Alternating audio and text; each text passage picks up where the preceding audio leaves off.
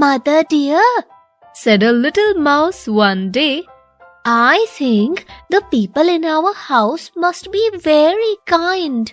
Don't you agree? They leave such nice things for us in the larder."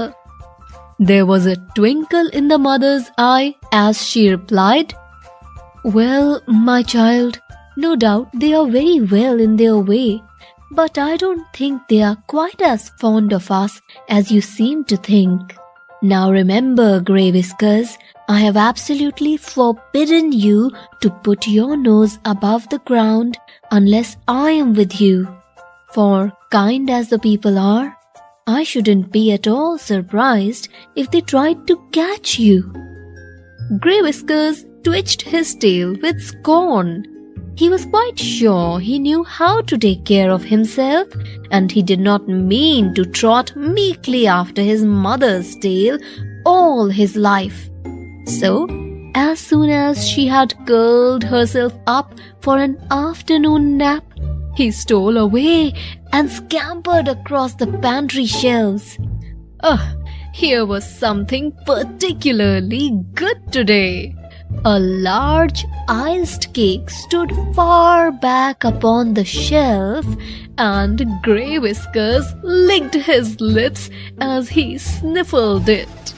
Across the top of the cake there were words written in pink sugar, but as Grey Whiskers could not read, he did not know that he was nibbling at little Miss Ethel's birthday cake.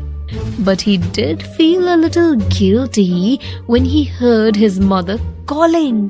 Off he ran and was back in the nest again by the time his mother had finished rubbing her eyes after her nap. She took Grey Whiskers up to the pantry then, and when she saw the hole in the cake, she seemed a little annoyed. "Some mouse has evidently been here before us," she said, but of course she never guessed that it was her own little son. Next day, the naughty little mouse again popped up to the pantry when his mother was asleep. But at first he could find nothing at all to eat, though there was a most delicious smell of toasted cheese. Presently, he found a dear little wooden house, and there hung the cheese just inside it. In ran Grey Whiskers, but oh! Click went the little wooden house, and Mouse was caught fast in a trap. When the morning came, the cook who had set the trap lifted it from the shelf and then called a pretty little girl to come and see the thief who had eaten her cake. "What are you going to do with him?" asked Ethel.